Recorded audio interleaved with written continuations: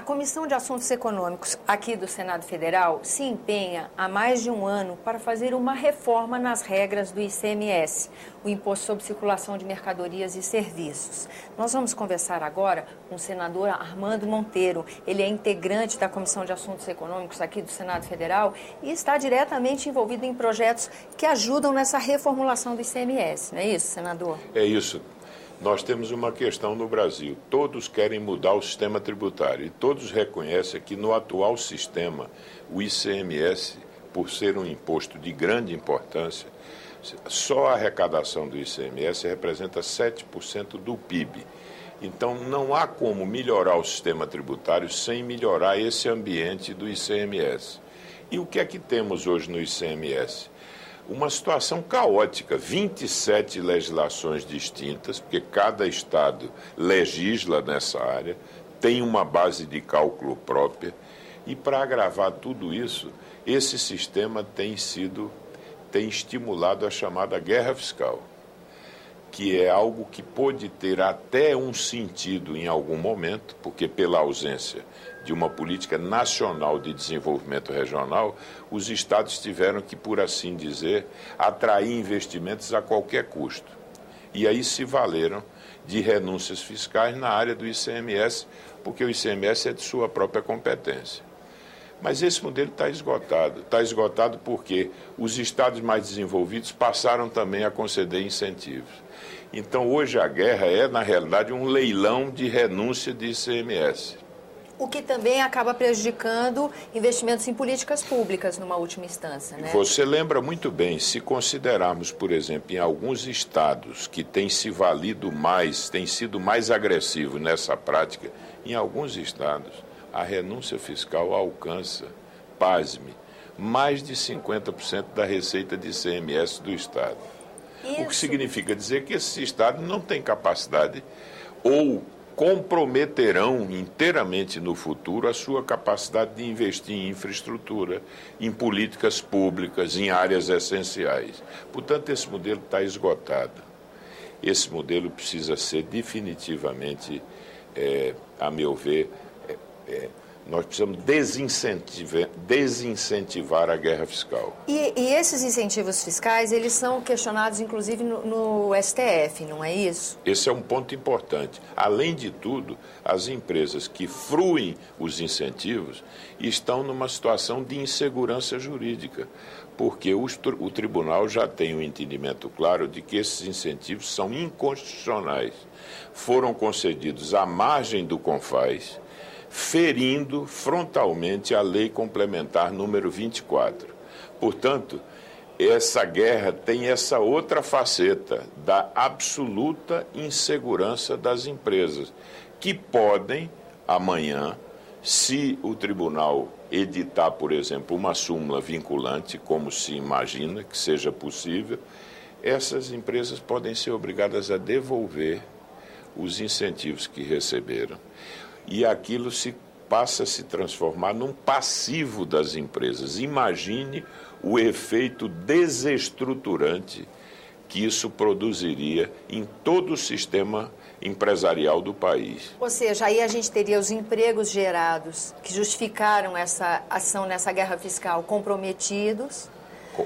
bem comprometidos, falta de investimento de serviços públicos para o cidadão, somado a um desemprego. Desemprego. Né? Agora, como é que a gente liga tudo isso com a reforma do ICMS? O ponto fundamental da reforma era reduzir as alíquotas interestaduais, que hoje se situam entre 7% e 12% e cairiam de tal forma que você daria menos combustível para a guerra fiscal, porque na medida em que as alíquotas interestaduais sejam mais baixas, não há mais como conceder incentivos da forma que concede. Não tem margem de manobra do governo do Estado. Exatamente. E dá uma equiparada na realidade de todos os estados. Perfeitamente. Torna esse ambiente, vamos dizer, menos... reduz as assimetrias ou esse quadro que é tão desigual no tratamento tributário. Senador, a gente teve uma sessão temática, a segunda, salvo engano, que o Senado realizou, onde a gente teve a presença do ministro Guido Mantega da Fazenda, para falar de pacto federativo, a distribuição dos recursos e atribuições de estados, municípios e União. Com isso, ele acabou falando em reforma tributária, endividamento dos estados, e nessa visita dele ao Senado, ele mostrou como todas essas coisas estão ligadas e que resolver a questão do ICMS representaria resolver 70% de uma reforma tributária. Como é que a Comissão de Assuntos Econômicos está lidando com tudo isso? Porque a impressão que dá é que ele fala que o endividamento dos estados depende de uma solução para ICMS. A solução do ICMS dependeria de mecanismos de compensação. E o senhor relatou um projeto justamente nesse sentido, não foi? Exatamente. Você colocou bem. Há uma série de assuntos que estão nessa cesta federativa. O endividamento dos estados, a mudança dos indexadores das dívidas. Junto a isso, a questão da convalidação dos incentivos que já foram concedidos. A reforma do ICMS, para você não continuar a dar combustível à guerra. Porque não adianta convalidar os incentivos e não mexer no ICMS, porque senão a guerra continua. E você também lembra a necessidade de criar fundos, um fundo de compensação de receita para os estados que perdem durante o processo de transição e um fundo de desenvolvimento regional, para oferecer aos estados instrumentos que, de algum modo, possam substituir os incentivos fiscais que eles oferecem hoje para atrair investimentos. E essa é a arquitetura, esse é o processo. Só que, lamentavelmente, o ponto crucial, o ponto fundamental, que é o acordo para reduzir as alíquotas interestaduais, nós não conseguimos alcançar. Quanto aos fundos, conseguimos até aprovar na Comissão de Assuntos Econômicos o nosso relatório, que é do PLS 106, que propôs exatamente a criação dos dois fundos. No entanto, não avança. O que é que falta, na opinião do senhor, para um problema desse tamanho, dessa dimensão ser resolvido, né? Olha, primeiro eu acho que nós precisávamos ter o governo federal muito presente nesse processo de negociação. Por quê?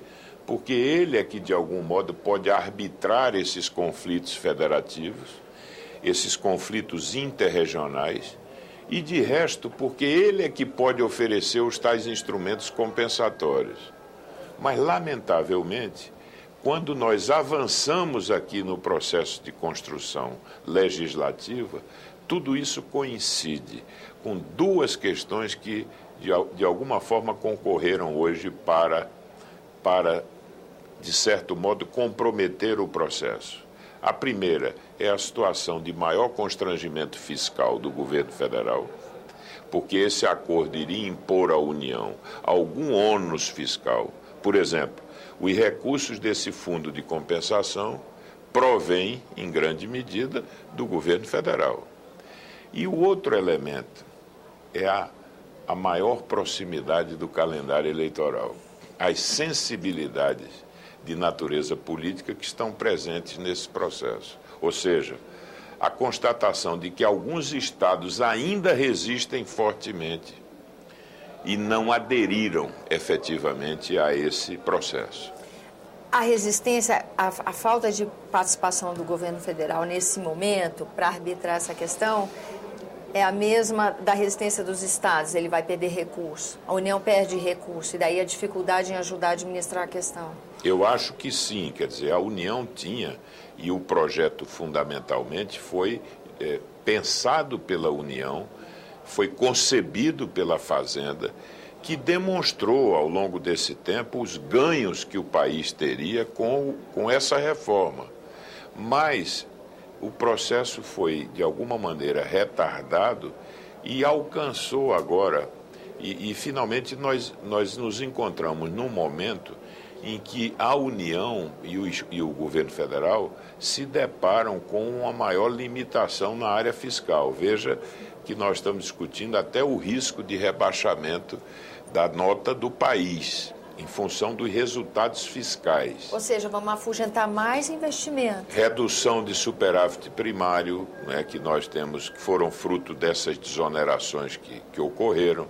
Então, o momento é um momento delicado do ponto de vista da percepção da própria comunidade internacional e do mercado em relação à situação fiscal do país.